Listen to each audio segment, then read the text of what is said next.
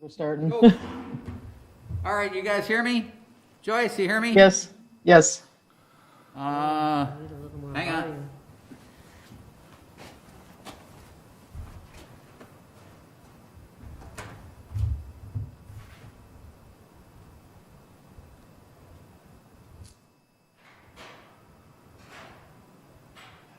Speak up, Joyce. I can, well, it's kind of hard to hear you, but can you hear me? I can't hear you on the speaker.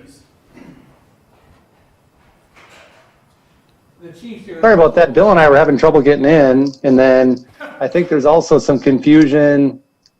I think the meeting was supposed to be at 6:45, but I see the agenda does say 6:30, so I mean, why Allison's not here. We may get done before Allison even gets here, which is also, I think, just fine. Because I remember talking about it when she did the agenda, and I thought for sure she said she was going to do 6:45, which I said was fine. I thought that would be probably okay. Thank you. Considering we're usually done in 4 minutes, we could probably take a full 15 for this agenda. All right, so what do you want to do? Should we wait for Bill or? He had to restart his computer. He said he was going to try that. So let me touch base with him and see how it's going. All right. Hold on one sec.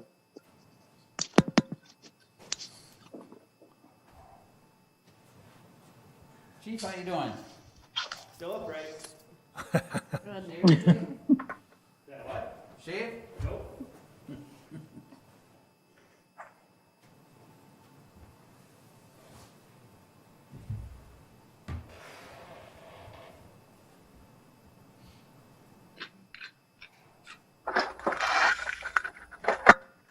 Or your uniform, huh?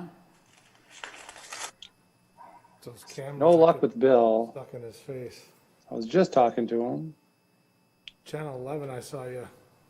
Oh yeah? Yeah. 4, 5, 11, 9. Hey, Aaron, I'm on the phone with Bill right now trying to help Oh, him there get we go. on. He's having That's why issues with the link. That's why he didn't answer. Gotcha. Do you want me to re-email it to him? Doing it on my phone. Yeah, yeah, if you could, that'd be great. Yeah, I got it right here.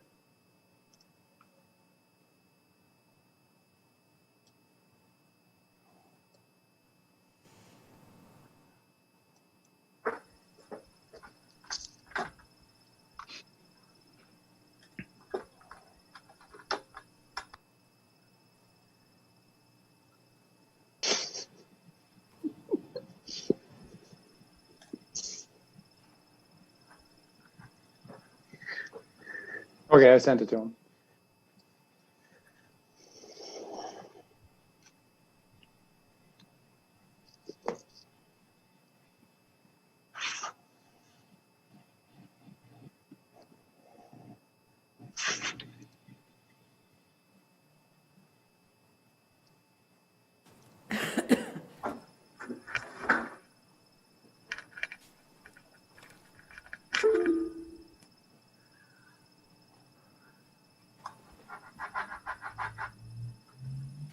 Well, Allison is on.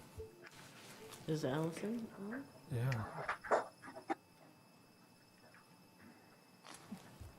Yeah, Allison's here. We're waiting for Bill. See if.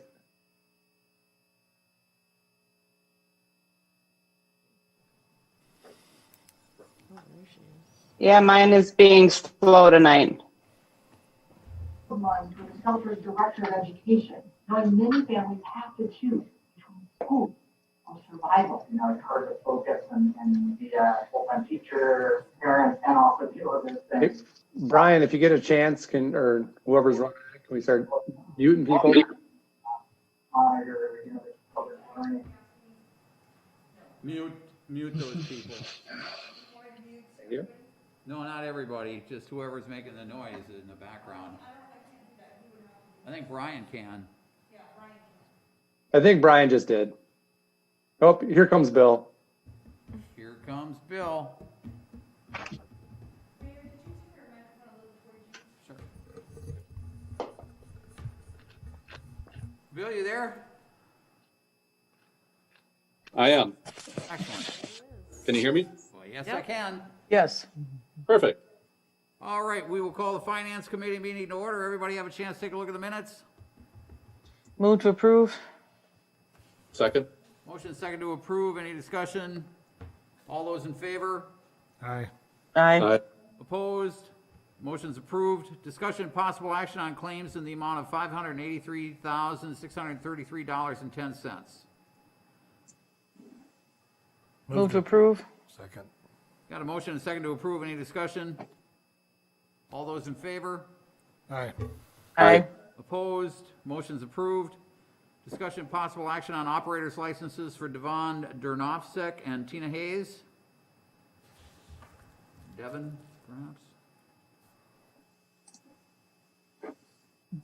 Is there a period of time, For Allison? the period of December 8th, 2020 to June 30th, 2022, to be issued contingent upon successful completion of a background check and payment of any outstanding debt owed to the city. Move to approve. Second. Motion and second to approve. Discussion. Can you hear me? Okay. Yes. All those in favor? Aye. Aye. Aye. Opposed? Motion's approved. Discussion possible action on a secondhand article dealer secondhand jewelry licenses for Kudos at 809 Dominion Drive, Suite 170. Move to approve. Second. Motion For the second. period of January 1st, 2021 through December 31st, 2021. All right, we got a motion and a second. Discussion.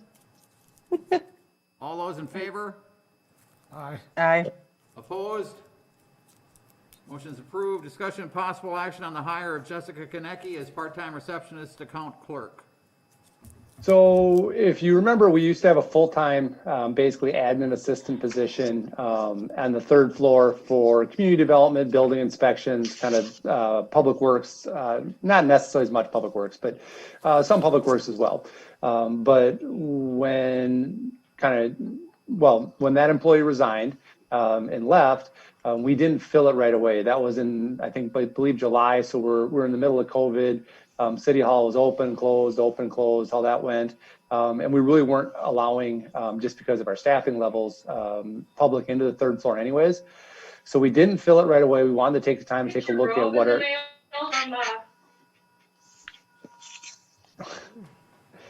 Brian, do you want to mute that one? There we go. So we wanted to take a kind of a better look at what our staffing needs really were. And so after taking a look at what we really needed moving forward, it was determined that we did not need to have a full-time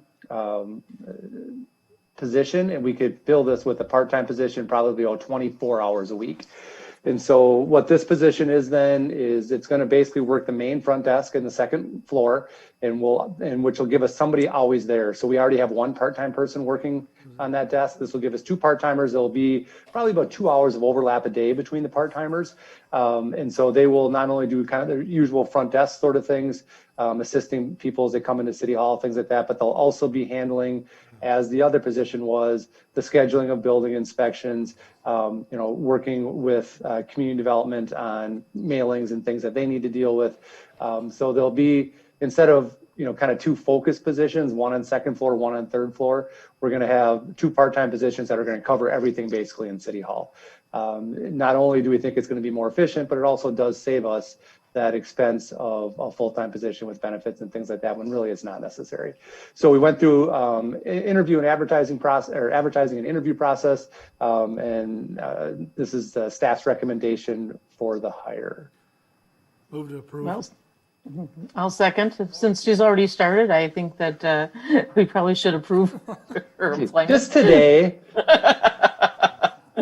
No, I met her today, and she seems like she's a good fit for the position and well qualified. All right, we got a motion second to approve. Any discussion? All those in favor? Aye. Aye. Opposed? Motion's approved. Discussion possible action on the bid from Fiber Group LLC in the amount of $58,320 for the Burton Park synthetic playground surface. Good evening, Finance Committee. Mike Moraz, Director of Public Works. On November 19th, 2020, we held a public bid opening. We got 3 bids. Low bid was Softline Solutions in the amount of $55,890. However, having said that, they did not supply the necessary documentation in the spec, and they failed to meet one of the specifications for flammability. So because of that, staff is recommending the next lowest bid, which was the 5R Group LLC, in the stated amount of $58,320. The funding for this project would come from the capital improvement plan, the 1920 bonding cycle. We had allocated $30,000 for the playground surface with some other miscellaneous items in that park improvements. We have a total of $72,350 to cover the cost. So staff is recommending approval. Move to approve. Second. Motion and second to approve. Discussion. All those in favor? Aye. Aye. Opposed? Motion's approved. Say, Mike, are you in the garage or what? I'm out in the shed. You're looking a little cold there, but I see you got a picture of a fireplace behind you, but it's not lit. It's keep me warm. That's all I got. All right. Stay warm, buddy. Discussion possible action on emergency siren control system. Honorable Mayor, Finance Committee, our sirens have not been working for several months. We've had them looked at several times. Our software program that operates turning them on and off with the county is very outdated, and it can't be fixed or repaired. They're not supporting it at all. My two predecessors both had tried getting this replaced, and now that's just at the point where it needs to be. And so we're looking at replacing it, moving the equipment up to the fire station. We already have installed a new antenna up there and having all the equipment up there so we could actually operate it from up there also and manage it, which would be probably a little bit better location for the long run. You see the bids, one's for the equipment and one's for the install. Also in the packet, you can see who else uses the federal. They're kind of the, what basically everyone in Western Wisconsin uses, all of our neighbors and that, so they're supposed to be a good reputable system. So we're recommending the $50,000 to $770 to do the replacement. Any questions? Anybody? I'll move we approve. I can tell you firsthand that this last test, at least two of them did not work. So it's a big deal. Yeah, we've had them, I'm sorry, we had them out to try to do some repairs. It's not repairable at this point. So, and this is, so it's all a communication system. So even if we upgrade later on, we have to move the one from the old fire station. We can still use this equipment and just put a new siren head on it. So. I think Bill did, didn't he? All right, I missed, who made the motion? Me. Bill? Oh, you did? Okay, so we got a motion. All right, we've got a motion and a second. Discussion? All those in favor? Aye. Opposed? Motion's approved. Discussion possible action on the police union agreements is presented. I can take this one. So with the staff, the mayor, and Randy, the chair of the Public Safety Committee, we had negotiations with our two union groups, police officers. They were fairly smooth.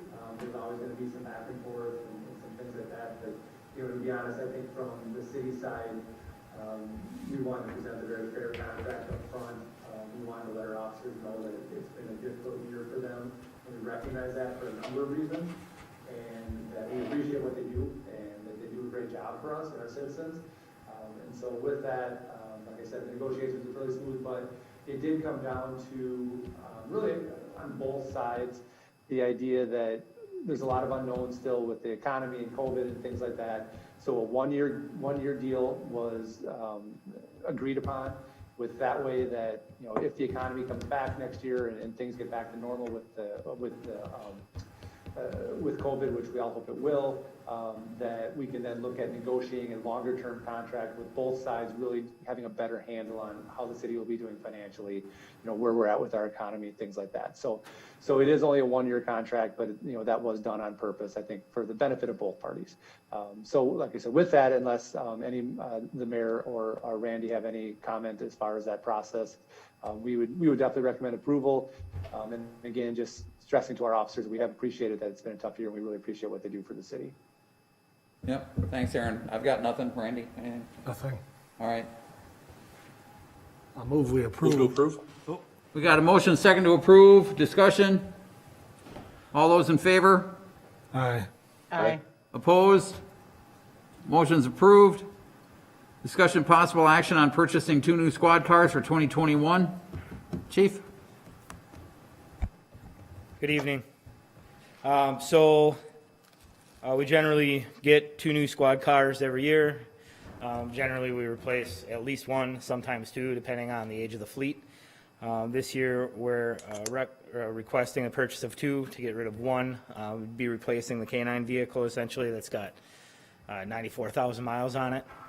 It allows us to grow our fleet by 1 and allows us to replace a aging squad that's starting to cost us a lot of money in maintenance. The state contract, and I know it's hard to read, so I apologize for that, but the state contract for a base vehicle is $31,964. That's without the options specified options that we'd like. You add in those options and the total price per vehicle under the state contract comes to $36,567 per vehicle. I took that to Hudson Ford, or I took the specifications to Hudson Ford. They came in with the same specifications for the same type vehicle. The 3.3 liter V6 gas is the one I'm talking about, even though there is a hybrid option on there, which we might consider at later times. But this year I'm looking at the standard gas V6, and that came in from Hudson Ford at $30,000 per vehicle, so obviously over $6,500 per vehicle savings. So I would ask that we be approved to purchase the vehicles from Hudson Ford.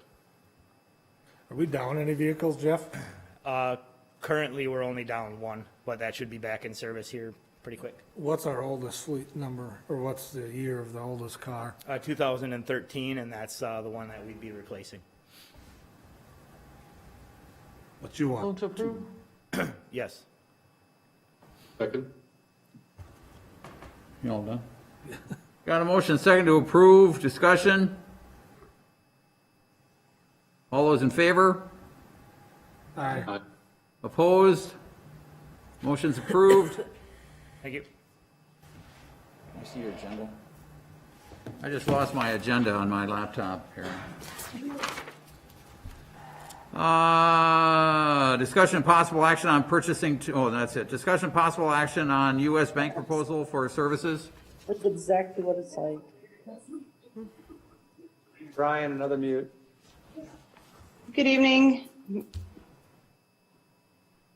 Good evening, Mayor and Council. We have been exploring banking options and services and fees to help streamline our processes and save some money. As we started looking at this, we're presented with a great option with U.S. Bank, who actually has the state contract. So therefore, they qualify to cover the bid process. And as outlined from what they sent us, we'd be saving about $1,000 a month in banking fees. Plus, they have purchase cards, they have controls that we've been looking at implementing, as well as everything else we currently have. So we're asking for council to accept the U.S. Bank proposal and switch our banking. Where have we've been at Associated for many years, is that the case? Allison? Or anybody? Correct. Correct. It's a cost-saving measure, is that it, or we've had some issues? I would say it's a combination. Okay. All right, I'm sorry, do we have a motion? Move to approve. Second? Motion second to approve. Discussion? All those in favor? Aye. Opposed? Motion's approved. I've got nothing. Anybody? No. Move to adjourn. Second. Motion second to adjourn. All those in favor? Aye. Opposed? Motion's approved. We stand adjourned. Thanks, everybody.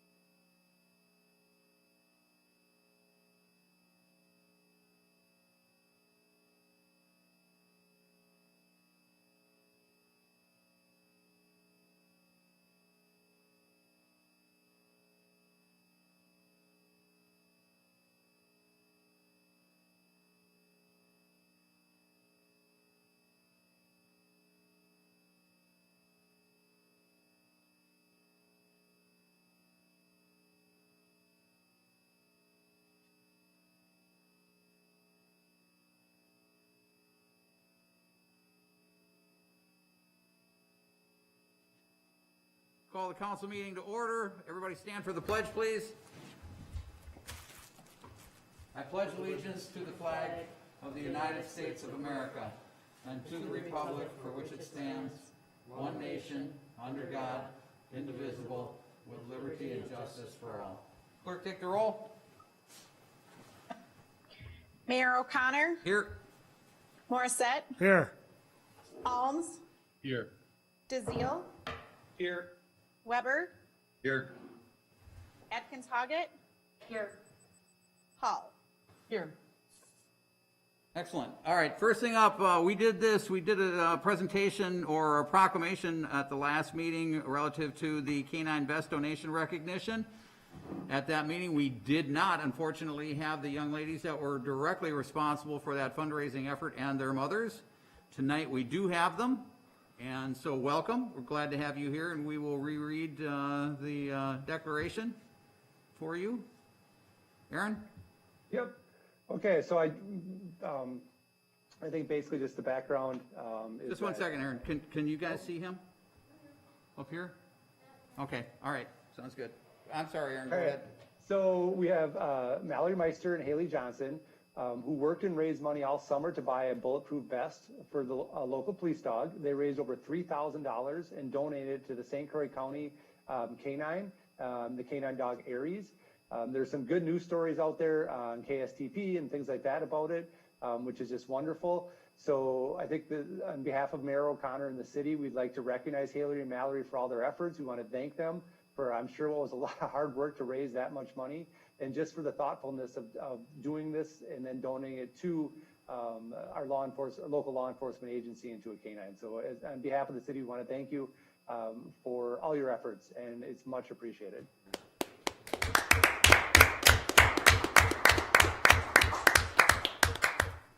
So under normal circumstances, we would have had the whole council here and the place would have been packed for the efforts that you ladies put into this.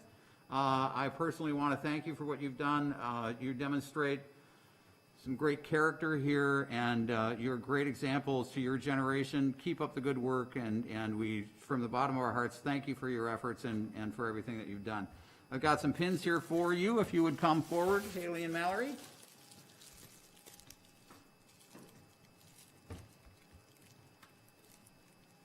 There you go, that's a Hudson pin, and I got one each for your moms, too, okay? Thank you, girls.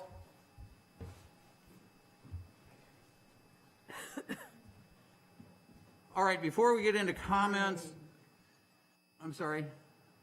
before we get into comments, we've got some news folks that are, I know, tuned in and here as well live.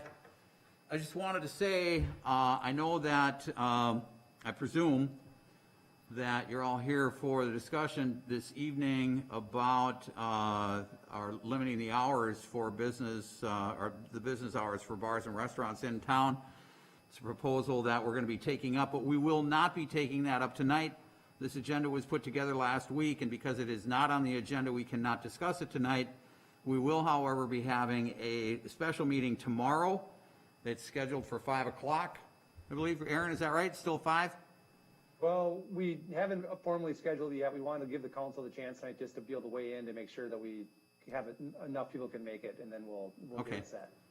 All right, it will be posted on the city website, the time then. Yep. So just know that there will be no discussion on that tonight, but we will be taking it up tomorrow.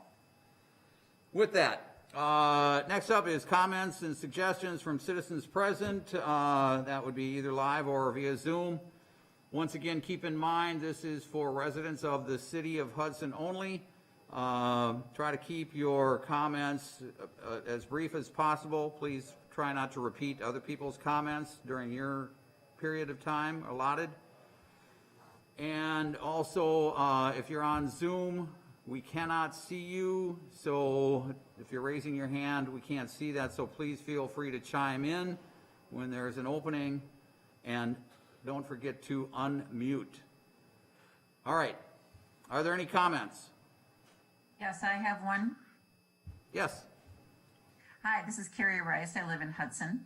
I fully support the mayor's proposal that has been articulated in the news, and I encourage all city council members to do the same. It's time for the leaders here to show some leadership. It has been crazy living in this town the last few weeks. And while, we all can acknowledge that some of that is because we're a border town, one of the underlying things is that people are just generally not wearing masks the way they need to. So please reconsider the mask ordinance. I have a copy of the Constitution, and it does say that in the preamble that it is to promote the general welfare, and that is where this responsibility lies. And with that, I just want to also say your efforts in the Golden Rule Initiative. So thank you. Thank you, Kerry. Hi there. This is Sarah Bruch, and presently I am residing on Cooley Road, but I'm also a business owner at 516 2nd Street in downtown Hudson. And frankly, it's a sad moment in the life of Hudson. We've had stabbings, deaths, human behavior that stands in opposition to current scientific truths. I agree with Isaac Asimov, who was a well-regarded American writer and professor in biochemistry at Boston University. He said the saddest aspect of life right now is that science gathers knowledge faster than society gathers wisdom. My words are going to be brief. Nonetheless, please know my thoughts and care run deep about our city. Our streets lately have been filled with people without masks who are not respecting social distancing. We have seen an uptick of folks, even during daytime hours, that are tipsy to drunk as they leave certain establishments. Frankly, some of our local establishments are not honoring our governor's mandates. Our mayor recently supported and advanced the principle embodied in the Golden Rule, giving the continuing lack of commitment to follow scientific and government mandates. The Golden Rule principle has appeared to become a clanging cymbal. Essentially, there's been a lot of noise and not much change. It's my hope that this evening you will join many of the citizens in our city as we end the second decade of the 21st century and support what our governor has put into place, and with a mask requirement, required social distancing, enforcing restrictions on the numbers of people in enclosed spaces. In other words, it's time to implement change and reduce that noise.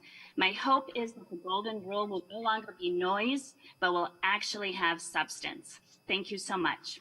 Thank you, Sarah. Hello. Hello. My name is Kristen Emerson. I live at 918 Green Street in Hudson. My comment is as follows. What is going on? This is the holiday shopping season, and the lack of inaction from elected officials cannot be chalked up to we were busy, it's on the next agenda. You had the opportunity to get the ball rolling on the Safer Hudson initiative, even passed with Randy Morissette being the only person who believed it was unfair. Unsurprisingly, nothing has happened. Why? Outside of the council, but not unrelated, our county board has failed to pass a mask ordinance that would protect our most vulnerable during a global pandemic. The Wisconsin Tavern League sued Governor Evers regarding any mask capacity rules. There is no way for Wisconsin to enforce in the way that Minnesota is. Quote unquote, we'll leave it up to each county. So our local politicians, Randy Morissette says, we can't have a Safer Hudson initiative because it shames the anti-maskers. Paul Burning says, we'll leave it up to the citizens to do the right thing, just before attending a super spreader event to congratulate himself. Some Hudson businesses have formed a united front, saying they want money, so take away restrictions and we'll just invite Minnesota over. Which Hudson businesses? No one knows for sure, because there is no mask ordinance in place and no Safer Hudson initiative. There's no way for people to know which businesses actually want employees and customers to be safe. As a side note, Brooks Pizza and Purple Tree go above and beyond to keep employees and customers safe. Coincidentally, I think those businesses might not have even been given a heads up this spring when the town boarded up for the quote-unquote Antifa raid. As I see our local leadership right now, city council fail, county board fail, Hudson businesses fail. Many Hudson businesses have actively advertised to Minnesotans that we are a free-for-all. Come on over, we are open. Let's stop and think. What could possibly go wrong? Did we add more police? No. The fact that the very people who tout themselves as Back the Blue are putting together a vigilante plan to stalk the streets of downtown Hudson with their guns to keep people safe. They are staging police vehicles on the bridge demonstrations to create the illusion that the Hudson Police Department buys into vigilante lunacy. This does not make me feel safe. This will create more violence. The media is here now. Hudson is making headlines. People are literally being murdered in the streets. We are now seen as the town who tried to call in the National Guard for a non-existent Antifa threat and subsequently refused to protect our citizens with a simple mask capacity ordinance. Then we invited the disenfranchised drinkers over from another state to boost our economy, taxing our local police in a way that was completely foreseeable. Now we have cop wannabes vying to stalk the streets with their conceal and carry to protect us from something that never should have been an issue in the first place.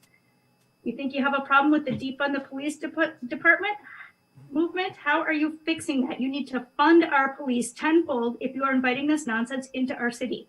Quit throwing our cops under the bus. Quit risking the health of our community for your bottom line.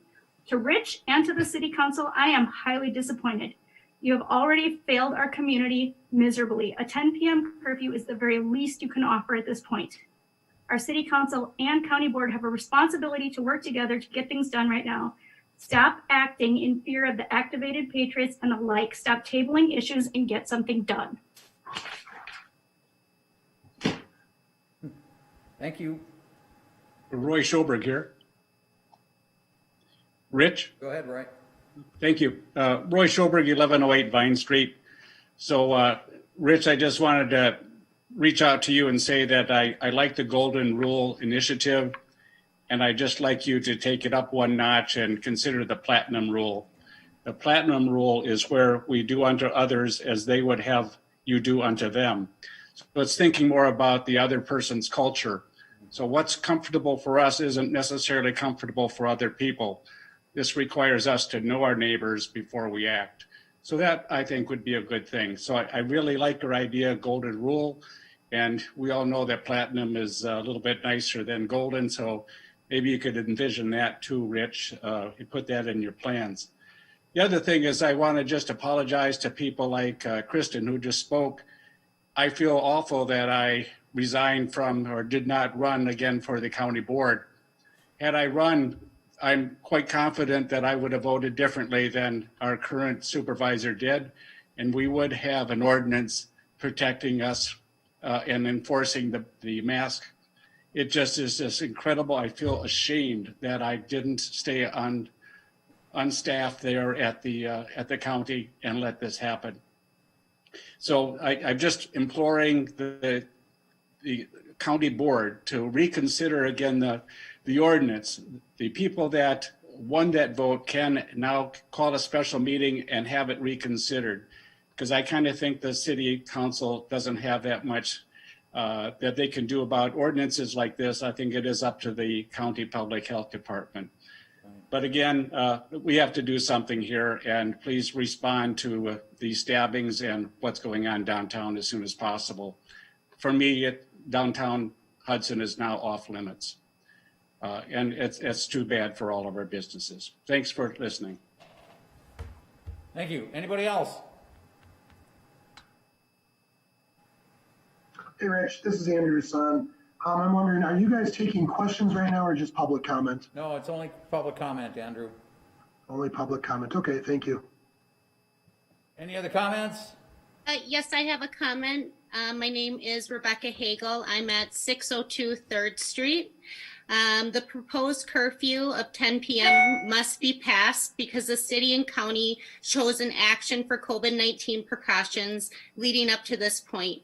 For weeks, we have seen an uptick in crime and overcrowding. The past weekend erupted to an especially violent one, ending with a murder.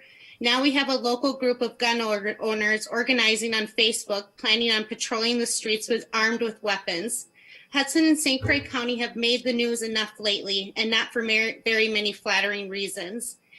The last thing we need is a story about an armed citizen patrolling the streets that took the law into their own hands and killed someone in an altercation. It's time for our local elected officials to finally stand up and lead for the first time since this COVID-19 crisis started. Thank you. Any other comments? I have a comment. Okay. This is Kelsey Janetsky. I live at 512 4th Street. I'd like to echo the other citizens of Hudson in support of a curfew. I believe that it's a small step that we can take in order to attempt to slow some of the craziness we've all seen. I'm disappointed in our leadership and the inaction, and I'm disappointed in our county and common council boards. Our town deserves better, and we've drug our feet, and now that we have literal blood in our streets. I have in the past asked for increased funding for our police, for better support for masking, social distancing, and other measures to stop the spread of COVID, and other actions as others have, and yet here we are. I think that this is time for courage and on the part of our leaders. My husband and I chose Hudson because it was supposed to be a safe and welcoming city, and it's quickly becoming anything but. It's honestly tragic. We have the chance to have a beautiful and flourishing community, and the time to act is now. The time to act was months ago. Please pass this curfew. Please stop with your complacency. Please be the leaders we expected you to be when you were chosen as our council members. Thank you. Any other comments? I have a comment. Hi, I'm Addison Filiatreaux. I live at 213 River Street. In light of the unforeseen consequences of not passing an ordinance, I'm speaking in the hopes that you will consider the safety of the citizens of Hudson, at the very least have a curfew. 2 of the people who voted no are on the Public Safety Committee. A young man was murdered this past weekend. 2 young women died from a car accident. 2 other people were stabbed and more were assaulted. This does not include the fact that businesses are operating at full capacity and people are not listening to business owners' capacity limits when they are posted. Another example of how not having an ordinance affects people is that people are not just getting overly intoxicated after 10 p.m. as the mayor's curfew suggests. I took my kids down to walk around Lakefront Park on Saturday at noon, and there were people puking in trash cans. Maybe they were very unwell, but given the circumstances, I seriously doubt it. Furthermore, when downtown employees contract COVID, businesses are not generally staffed to cover many absences. This ultimately affects businesses. Finally, the police are not staffed to handle this type of volume. How will you support them? The mayor called in the National Guard because people were afraid of riots and looters in May in a city 30 miles away, which was completely unfounded. We had a 7 p.m. curfew and people were thanking them. Literally nothing happened. So if that state of emergency was able to be called about nothing, then I would hope that when we were actually having problems that something would be done besides a curfew of 10 p.m., which again, many people are getting day drunk. Although the order technically ends in Minnesota December 18th, the numbers do not look good for Minnesota. Who knows if it will be extended? We are the first city into Wisconsin and literally have no protections. This is not an us and them issue. This is a public safety and public health issue. Please do something. And thank you again, Jim Weber, Paul DeZiel, and Joyce Hall for actually voting for the ordinance in the first place. Any other comments? Yes, I've got a comment. Sorry. My name is Reid Filiatreaux. I live at 213 River Street, Hudson, Wisconsin. As you've heard for literally months, it is time to act, and so far you have done nothing. Apparently, it's the view of our elected leaders that their job is to do literally nothing to protect its citizens. If you can't stand up and act in the best interest of your community, maybe it's time to step out of the way and allow actual leadership to exist in Hudson. 6 months ago, it was comical when people called Hudson the Wild West in regards to the lax attitude towards COVID. Now it appears it's the attitude that Hudson is actively cultivating about everything. No one is going to forget what you decide to do here. So please, just do the right thing. Unless you just want to see how far this can go. Because at this point, it sort of seems like that's the intent. But please, finally, just do something. Thank you. Anybody else? Yes, this is Dan Bruch, and I just want to affirm everything that's been said. I too really affirm especially that you reconsider the masking policy as well as social distance and how many people you leave in closed spaces. But I really want to talk about another thing that I see is on your agenda tonight, and that is that you're going to be purchasing 2 police cars. Dan, yep. Citizen comments are not for things that are on the agenda. Well, good. Well, your members have heard from me before, so I'm sorry I brought it up. You guys have a great day, and keep in mind that we really need you to act firmly and quickly, and especially to affirm what science has said for numerous months now, and just act on the masking and other issues. Thank you for your service. I'm sorry I misspoke. No, if you, and if you wanted to comment on that, you can comment when it comes up. Well, actually, it's on the consent agenda, I think, which does not Okay, allow for comment. thank you very much. I've shared my comments by mail and email before and personally. Okay, sounds good. Thank you. Yep. Any other comments? Yes, I've got one comment. Kris Shelton, 1222 6th Street. We've also got a rental property at 1101 1st Street, just about 6 blocks down from where the events this past weekend took place. What I'll share just very briefly with the council is we're a young family. I've got a 2-year-old son. I took him for a walk. Early on Sunday morning, we saw fire trucks, we saw police cars, and just thought it was one of the regular downtown Hudson activities like a 5K or something along those lines. But when we got down to the Hudson, Wisconsin Arch, we found blood being washed off the streets, quite literally. Not a conversation I wanted to have with my 2-year-old, and it really was the antithesis of why we moved to Hudson years ago. So I know that the regular pushback that has been heard before, not only in Hudson, but across the country, is we can't close down businesses for the sake of the economy, but I worry that we're potentially losing sight of the long-term effects of what any type of damages could be to our image if we continue to have events as we did this past weekend. So I implore the council to take up the curfew and any other necessary action to preserve that image and our safety in Hudson. Thank you. Thank you. Any other comments? Yes, my name is Sarah Blagan, and I do understand that what has happened over the weekend is horrible. Sarah, where are you from? Address, please. I'm sorry, from Hammond. This is for citizens only. Okay, Residents so of the city only. All right, so even though we do shop in Hudson, we are not allowed to speak? Not at this time, no. Thank you, Sarah. I appreciate that. Okay, thank you. Any other comments? I have a couple comments. My name is Denise Carter, 27 Cliff Ridge Court. I don't get involved in most of the stuff. But for those of us that are at risk, we're not even, because there is no mandate in Wisconsin, especially in Hudson, it's not, one of the things that drives me crazy is people keep saying, well, you stay inside and we'll go live our lives, we'll be outside. We want to live our lives too. We have as much right to liberty as any of the other people that don't want to wear masks. We don't want to wear them either. But for those of us that are in danger when we go outside, I won't even shop in Hudson right now. And that makes me sad. This is a community that I love. I've lived here for 20 years. I have friends and family here. And I don't feel safe leaving my house. And knowing that when I go outside, I could easily have somebody in my face, and have had people in my face not wearing a mask, not being within away outside the 6 foot limit. And now it's even more unsafe this weekend. Please reconsider. It's dangerous to be completely open to anybody that wants to come across the border at any time. And I think this weekend proved it. So I didn't write anything down. I just wanted to speak from my heart. Thank you. All right, thank you.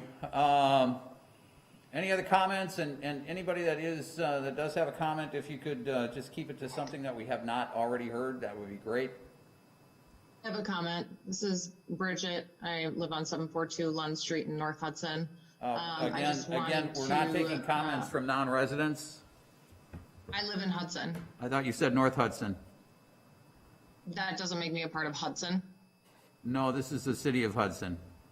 Okay, well, just so everybody knows, it's more than just what's going on the news and what's been reported. There's people across the street Again, getting their doors kicked down and front entryways peed on. So stuff from Hudson is flowing all the way into North Hudson as well. All right, thank you. Any other comments? Yeah, I have a comment. This is Rebecca Bonesteel at 725th Street in Hudson. I also manage a business in downtown Hudson.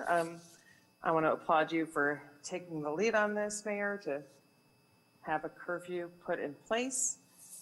I do want to echo the other people saying the mask mandate needs to be passed. It's definitely hurting our business here compared to our other locations. People they do not want to shop in Hudson. And with Minnesota shutting down, the number of people not wearing masks has increased tremendously. So thank you. I would hope you'd reconsider a mask ordinance and do put a curfew in place. Thanks. Thanks, Rebecca. Any other comments? Any other? Just speak up or raise your hand. Yep. Hi, I am Tallia Tajima. I live at 48 Heritage Boulevard here in Hudson. First of all, thank you, Mayor, for bringing forth the thought to instill some sort of curfew for downtown businesses to protect our citizens and the lovely people that come visit our town. I would be greatly appreciative if, as a start, that would be passed for our community and for the safety of all, especially since one of my children works downtown at Dunn Brothers, and my other child is actively participating in performances at the Phipps Theater. I know I was very concerned for both of their safeties the last several weeks that I've been picking them up and dropping them off because of how congested it is. Nobody's respecting social distancing. There's no masks being enforced. There's no any sort of visual of any public health safety measures being taken by and large. There are a few businesses that have definitely been doing that, and I appreciate that, and those are the businesses that we have chosen to frequent, so thank you to them. But again, to start with, for the safety of our residents and those who come visit us, starting with the curfew would be most appreciative. And to echo others' comments as well, part of why Minnesota people are coming over here is because they know that Hudson is not enforcing any sort of public health mandate. And with that being the case, they're coming and they're flooding our streets. And unfortunately, with more people and more congestion, and when you get alcohol in the mix, there's going to be incidences that keep occurring, like happened last weekend, that ended in the tragic loss of life. And that will continue happening as long as we don't take all of this seriously as a package deal. So thank you for your time, and I hope you bring up that mask mandate once more, in addition to instilling a curfew for our safety. Thank you. Thank you. Any other comments? Any other comments? I apologize. I would like to add one more thing that I almost forgot. I am a little concerned on social media. There have been posts being made, and I apologize if this already has been commented on. I kind of showed up a little late to the game here this evening. That there are groups of individuals that are planning to form some sort of vigilante group to be their own policing unit downtown, and take over the job of our enforcement officials, which is very disturbing for those of us who live here as well. They started out posturing it as a way to escort people to and from their vehicles, but they also included later on in these posts exercising their Second Amendment right. And that's only going to create even more volatile, dangerous situation for our community because they aren't a regulated militia. They are not properly trained in how to de-escalate confrontational situations. So if there's some sort of support that we could show our enforcement agents by maybe hiring temporary on-call help to support on the weekends when we see an uptick in visitors to our community, things of that nature would be appreciated as well. Thank you. Thank you. Any other comments? I have a comment.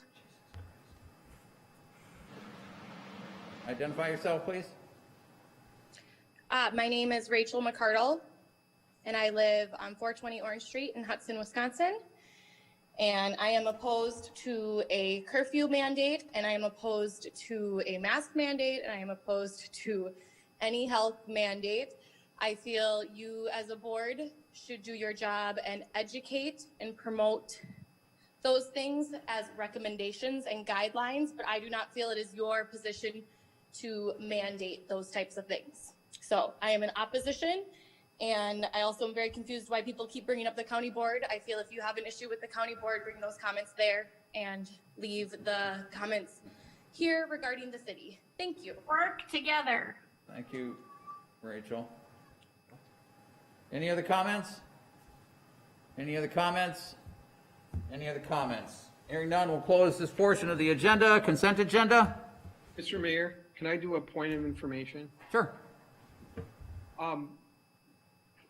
My understanding is we do have a state mask mandate, and we've had that since basically the end of July with Governor Evers. So a lot of folks saying we don't have any kind of mask mandate. We do. It's a state order right now. Now we can talk about enforcement and other issues along the lines, but just a point of information is that we are and have continued to be under a statewide mask mandate since I believe it was either the last day in July or the first day or two in August. So just a point of information. Thank you for that, Paul. It's obviously something we can't say in the middle of citizen comments, so I appreciate you bringing that up. Consent agenda.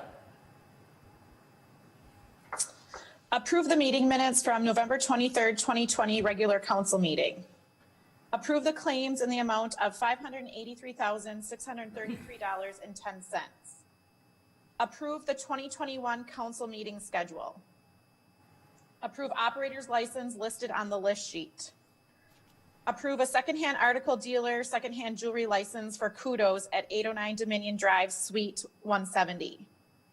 Approve the hire of Jessica Janecki as part-time receptionist, account clerk. Approve the bid from Fiber Group LLC in the amount of $58,320 for the Burton Park synthetic playground surface. Approve emergency siren control system. Approve the police union agreements that were presented. Approve the acceptance of U.S. Bank's proposal and switching bank services over to U.S. Bank.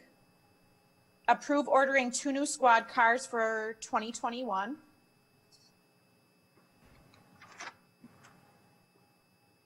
Move to approve. Second. Got a motion and a second to approve. Roll call. Morissette? Yes. Alms? Yes. DeZiel? Yes. Weber? Yes. Atkins Hoggett? Yes. And Hall. Joyce? Sorry, forgot to unmute. Yes. Thank you. All right, motion's approved.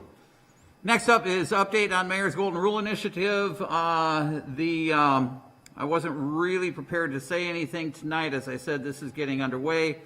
Joyce had said that she wanted to have it on the agenda. So here's what's going on so far. I have had a chance to talk to most of the service organizations in town, and I am going to be talking to the Ministerial Alliance. They're next, and then I believe I will, and Kiwanis is coming up. I'll be talking with them.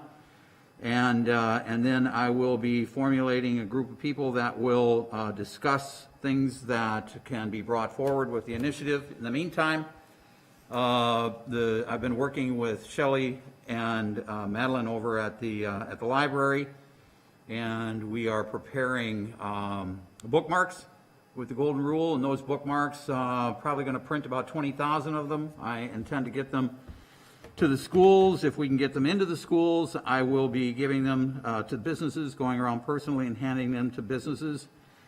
And let's see, we'll be reading a book, the Golden Rule book, at the library, and I'm hoping to get into the schools, select a grade level that would be appropriate for this book, and get into the schools and read to the kids in each one of the grades at each one of the elementary schools here in town. And I think that's it.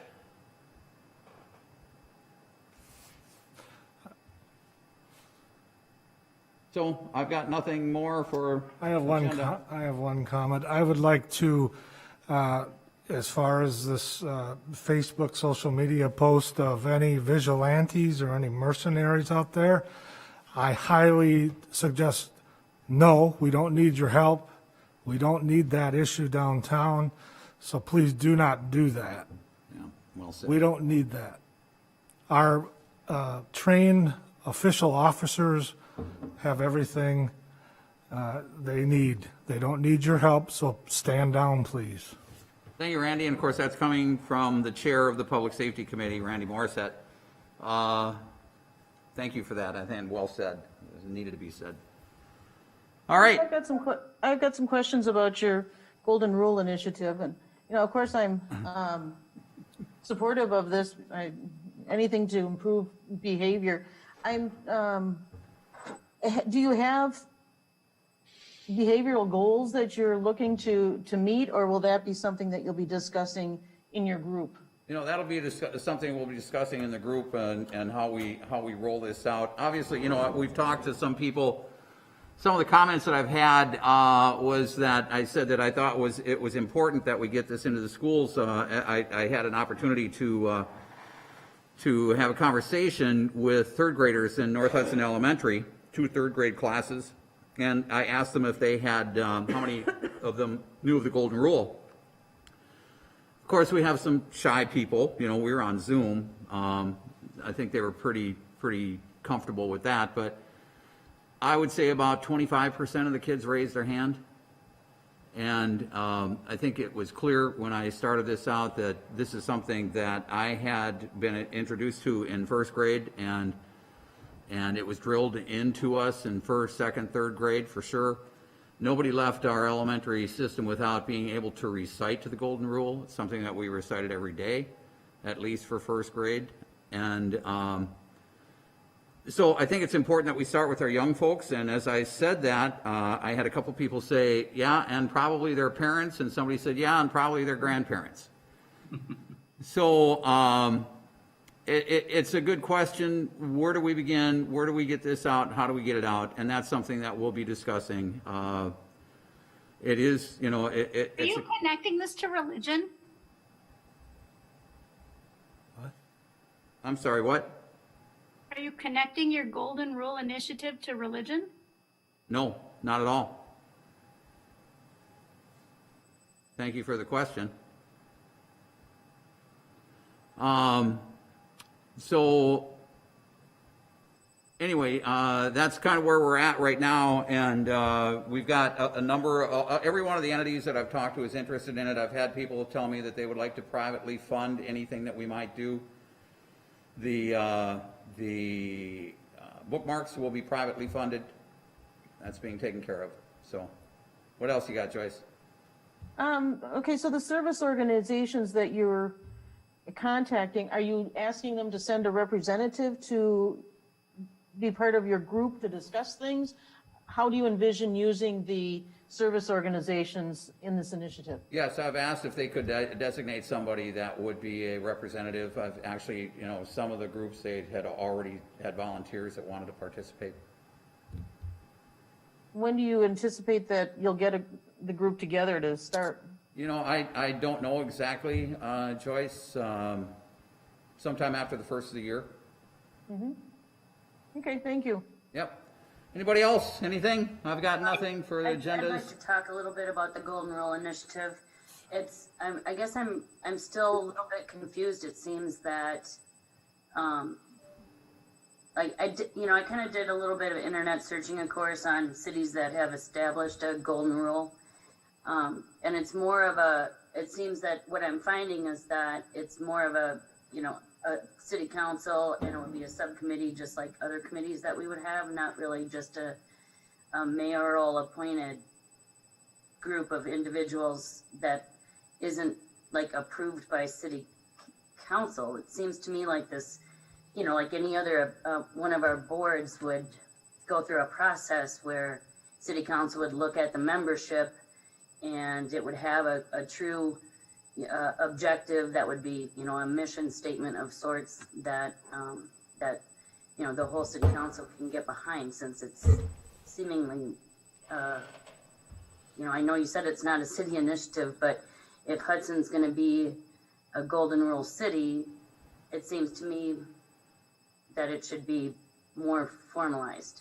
Sure. And other cities have done that, and then it's, more part of the network of the city rather than a group of individuals. And if it is just a group of individuals,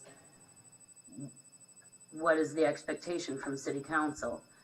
What's the expectation that we would, support each and every idea that the group of individuals comes up with? It's just really, I am 100% for it. I love what I've seen on the internet with what other cities have done and the events that they've had and the initiatives that they've done within their Golden City program, but I'm just a little bit fuzzy. I'll look forward to hearing more about it, I guess, after you come up with more, but I don't know if other council people are feeling, how you feel about having an initiative that we may be expected to, support, but when we're not really in any sort of position to know who's sitting on the committee or, exactly what types of activities that they're planning. I don't know. Does that make any sense? Sure. I hear your question, Sarah. I guess, and I want to say to the Mr. Mayor, I appreciate you doing this. I'm supportive as well. So Sarah, the way I see it, and Mr. Mayor, correct me if I'm wrong, I see it as a mayor-led initiative that you have some passion around and really want to do something about. And I think that has great merit in the community because the mayor has great leadership and great symbolic leadership as well. So I don't see it really, Sarah, as a city council initiative. I really see it as Mayor Connor's initiative. And if this makes sense, I've been talking about this a little bit with Kerry Reis, but I want us to really push forward in January with really looking at a inclusion and equity or diversity board or advisory board, which I think would be a council initiative, would be a city initiative. And I think that's where we could do some more long-term substantive change in the city. But I don't see those as the same thing in my mind. So I guess I just really see the mayor getting us off to a great start with his work and his commitment to that. So again, 100% supportive. But I also think there's things that the city can do down the road when we really think this out well about an equity inclusion board, a diversity board. I don't exactly have the title, but I think that's what we need to put a lot of hard work into starting probably in January. So that's kind of how I see the difference, Sarah. I don't know if that makes sense. Yes, thanks, Paul. I'm glad to have had a chance to talk with council about this. And I'm 100% supportive. I think it's a great initiative, and I'm excited to see, how it rolls out over time. Excellent. Thank you. Are you open to citizen comments at this point? Yeah, it's an agenda item. Yeah. Hi, Mayor, and everyone. I'm very supportive of this. I view this as a starting place. And, let me, as the leader of the Hudson Inclusion Alliance, know how we can support this. But it is just a starting place. And Paul's right that this, we need a citizen council, and we need something that is more than a slogan. It's hard work, and organizations throughout the country are doing this work to build trust among everyone that lives in a community or works in a company. And it's some of it involves us being humble and listening to each other, truly listening, recognizing that we have work to do to increase our civil discourse and to really love and appreciate the humanity in everybody that lives here. So, thumbs up on starting somewhere. Let us know how we can partner. And I'm going to be sending a report that came from the Center for Creative Leadership about how organizations have embraced diversity and inclusion, equity programs. I'll send that to everyone on City Council, and Aaron, I'll send it to you too. and it might just inform some of our discussions. So thank you very much. Just am heartened by the whole discussion and a step forward. Okay. Thanks, Kerry. I have a comment. Andrew, go ahead. Thank you, I appreciate it. So I also am a very large supporter of this initiative, and I stated my excitement about it after you announced it originally a couple months back, and I really appreciate it, and I love the idea, and I know you and I have had a couple of conversations. I guess the only thing that I wanted to say is I can't stress enough, you know, if we're going to be moving forward with this and we label this, and I feel like, and Sarah can correct me if I was incorrect, but I was listening to her question, and if we are going to be hitching our wagon up here in Hudson to others in the community for this initiative that will be rolling out into our schools, I would like to know who's all going to be involved with this, and I would like everyone who is going to be involved to really take a good look, because perception and reality are going to make a big difference in this thing rolling out. And I understand that there are good intentions of this, but the people that are included in this group should be carefully selected. Okay. Thanks, Andrew. This is Kelsey Janetsky, 512 4th Street. I'd really like to echo Andrew's comment.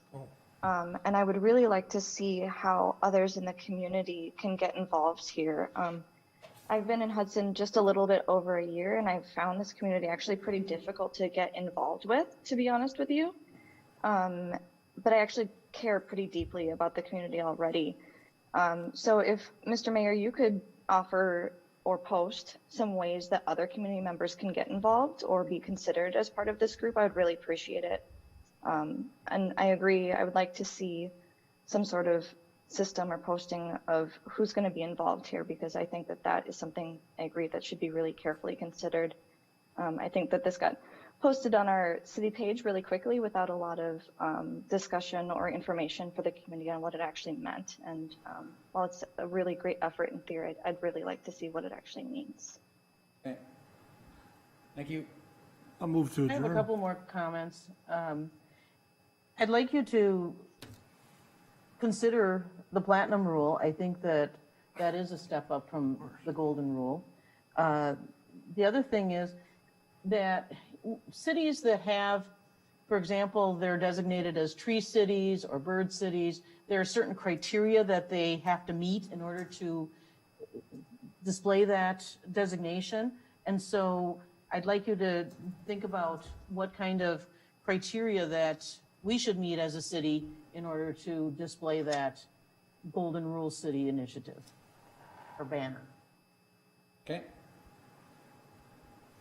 Before we, if we're done with that topic, I have a question. It's about the meeting right now. It's tentatively scheduled for tomorrow. Yep.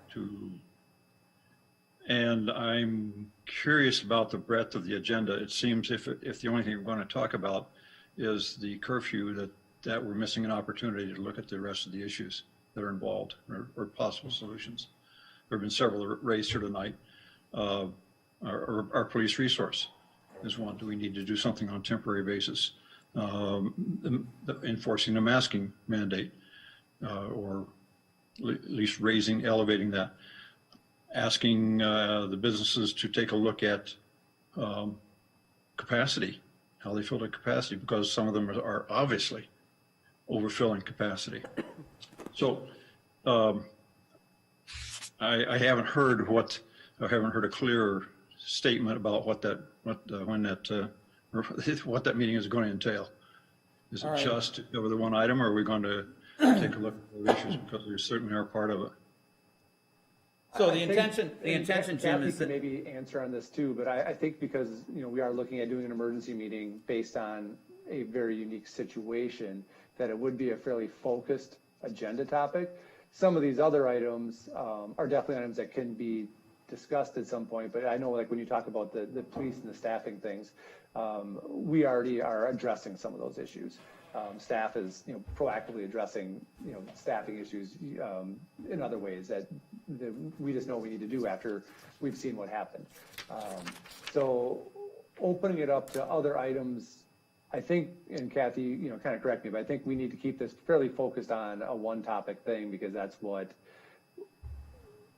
we're trying to, you know, get addressed at this point. And some of these other items are items that would have to be addressed later. You're jumping to the solution as opposed to looking at the problem. And I think we need to step back and be looking at the problem, and instead of just one solution.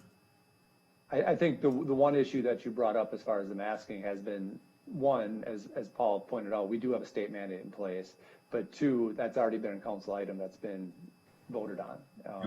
We've punted on that 2 or 3 times. I think we need to re-examine that. I'm not sure, Kathy, would that have to be like a reconsideration? Because there was a vote on that issue. Well, under the city rules, yeah, reconsideration is limited to at the following, you know, it can be brought up for reconsideration at the following meeting. Having said that, I mean, if all council members want to consider it, I think it could be considered.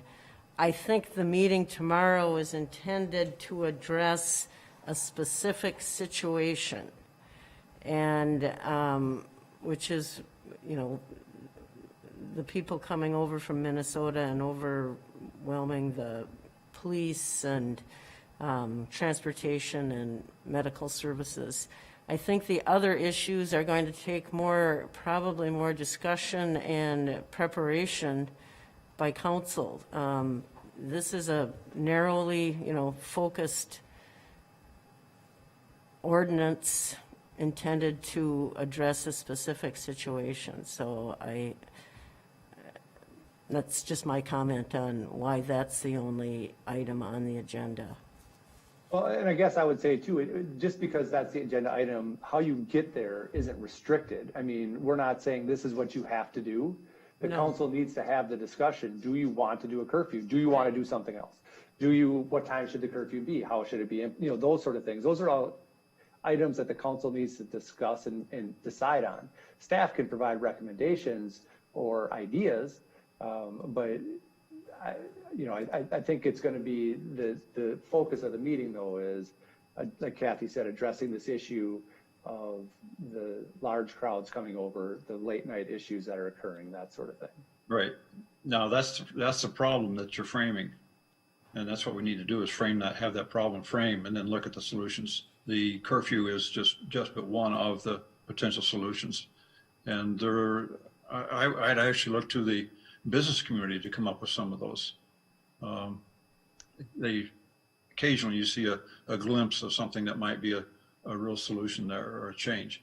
But for the most part, we're not getting any input from the people who are invested in the issue.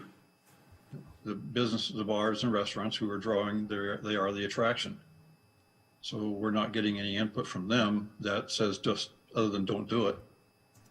So we need to, and I keep hearing, oh, they're taking care of it. They have plans and yada, and it's all been yada. There's been nothing. So I'm extremely disappointed in that response. But so I guess what I'll back away from that and say, okay, tomorrow we can talk about that specific issue, but I think we need to bring this back up as a council issue as to how we're going to manage this. If we want to become this kind of a city, a destination city, how are we going to manage it? And as right now, granted this may be an exceptional issue, we've failed. I'm going to echo Jim's comment there. You know, clearly, and the people who made public comment at the beginning of the meeting have made a lot of good points. It's really time for us to step up and do something. I would like to ask the attorney, if we do declare a state of emergency in order to impose a curfew, does that same state of emergency enable us to enforce or pass an enforceable mask ordinance, or would that be a separate state of emergency? Well, what I was asked to do is to look at addressing this public safety state of emergency in terms of, like I said, police protection, emergency medical resources, and just general traffic and pedestrian congestion, making the city a public safety problem.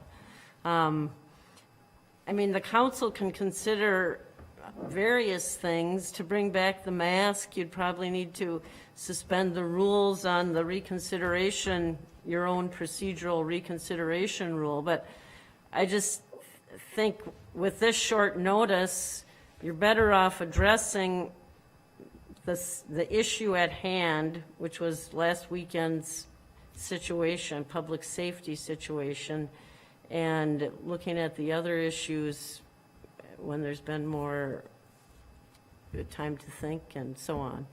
Well, I would say procedurally too, it would not be the same emergency order. You have emergency order based on public safety, and then you have an emergency order that's going to be based on public health. And while I get health and safety, I think you can recognize the difference here as far as we're talking about actual criminal activity issues, safety, which is what this emergency would address, where if you want to go back and revisit the masking, that's where we need to look at what we had originally looked at, which is a public health issue, where obviously we've got all that information that we can do. But in this case, I think tying the masking to the safety, the physical criminal safety issue, you need that they don't tie it that way. We would not be able to do them both underneath the same emergency order. We'd have to do the two separate ones. Public safety emergency and then the public health emergency. Right, because this order is intended to address that public safety crisis. Public comment allowed right now? Actually not. We're talking right now among the council members about agenda items and specifically about the time that we're going to meet tomorrow. Yeah, and I think that's a big part too, is we wanted really mostly just, we'll have substantive discussion at the meeting, but when we want to meet. I know we had thrown out 5 o'clock tomorrow, but we wanted to verify that with the council members, and also then the public knows that this is what will be occurring. Is everybody okay with 5 o'clock tomorrow? Anybody have a problem with that? I do. Okay, what I'll time? be on the way back from Rochester at that time. Okay. I prefer not to take this in the cars. I'm assuming there's going to be a fair amount of detail, and I would 6 o'clock, 6:30 works much better for me. We have a plan. Utilities Commission. Yeah, Plan Commission is and also Plan meeting Commission tomorrow evening. Yeah. I have a 6 p.m. commitment tomorrow. All right, is earlier better for you, Jim? In the morning. I'm gone from 11 to about 6 is my plan. I can do it in the car, but I'm afraid actually, I hope I can. Kathy, could we do it 10 o'clock? If we set the meeting now as an emergency meeting? Well, yeah, you need a minimum of 2 hours, and so we've got 12 hours. we're trying to get this in place if we can. Is 1 hour going to be enough time for us? If the public is going to be a part of this, you have to do it after work hours. You know, excuse me, this is a discussion among the council members right now. Well, and I think the conversation about how long, I don't know that answer. I mean, if we're looking at the public safety emergency, you are going to be focused on how do you address that issue. So if you're not having the conversation about the public health side of things, I don't know. I don't know if the hour is, honestly is sufficient or not. Yeah. I can't say. Let me ask, technologically, will I be able to participate with my cell phone? You can download the Zoom app or you can just call into the number. So either way, yes, you definitely can. And Brian can help you with that. So I wasn't sure whether that would how well that actually works. Okay. I've done it many times. It actually works pretty good. I'm thinking that with the meetings that everybody else has, 1 hour is really pushing it. Although if we limit it to the public safety piece, and I can see the wisdom of doing that and looking at it as public safety and not, and what are all the elements of that we have to address, then I'm comfortable with that. But we do need to follow up and take a look at what else is there, because there are other deeper underlying issues here that we're not addressing. We're trying to control a situation as opposed to eliminate a situation. And I agree with you, Jim, but I think we could maybe take that up at like the next council meeting or something like that. Right. We need to have a plan, figure out how we're going to do that to get by the, or we have to take a look at the motion that was voted down and see how do we reapproach that. All right, so where are we at for a time then? I don't think 10 is going to work for me, Mr. Mayor. Sounds like 5 o'clock will work then. 5 would be Jim- fine for me. Since Jim can call in. Okay. All right, because we do have, everybody good with that, 5 o'clock? So we'll call it for 5 o'clock tomorrow. And we are going to keep this discussion narrowly focused tomorrow. We've only got an hour to get it done because we're going to be running into, as Joyce pointed out, public utilities and plan commission meetings that are at 6 o'clock. So we need to keep it tight, keep it narrow, and I'm sure there's going to be a lot of discussion on this. So I think that's it. Before we finish this discussion, I'd like some clarification. We've been talking about a curfew, but I don't know that all of us are on board with a curfew, more that we're talking about early closing for the bars and restaurants, changing their closing time rather than. Right, This will be part of the discussion for tomorrow, of course, but yes, I mean, and I think the way it's been referenced though has been a curfew for alcohol sales, basically. I think just to be clear, I mean, the council can, part of the discussion tomorrow, do anything that's related to the public safety as far as bring up options, but I don't think staff at least, and I don't think, it seems like the council is supportive of saying it's a hard curfew at 10 p.m. stay in your home. That's not what we're proposing whatsoever, because that's not the issue. So you're right, Joyce. What staff will be, I think, bringing up as part of the conversation is that we're looking at a basically early closure of establishments that sell liquor, not limiting people's opportunity to go to the store, go to a restaurant that doesn't serve liquor, go downtown to see the lights at night. That sort of thing. First thing in the morning. All right, Thanks for that clarification, Aaron. That was a thank you. Oh, I was looking at council members and nobody lit up. I missed who it was. We can send a draft of just what we've worked up out in the morning to council members, so you at least can look at it and have time to think about it. We can't talk about it substantively tonight because it's not on the agenda. That's why it's frustrating for you, I I'll send it out understand. immediately in the morning tomorrow. And this again is not to limit your discussion, but just to give you a starting point. A starting point, right. Something to look at. And this is not saying that this has to be what it is, Jim. That's for sure. We want to make sure that the council is able to have the full discussion on options. Will this draft be available to the public, and is the meeting open to the public? Yes, so we'll get the agenda and the Zoom link posted as soon as possible.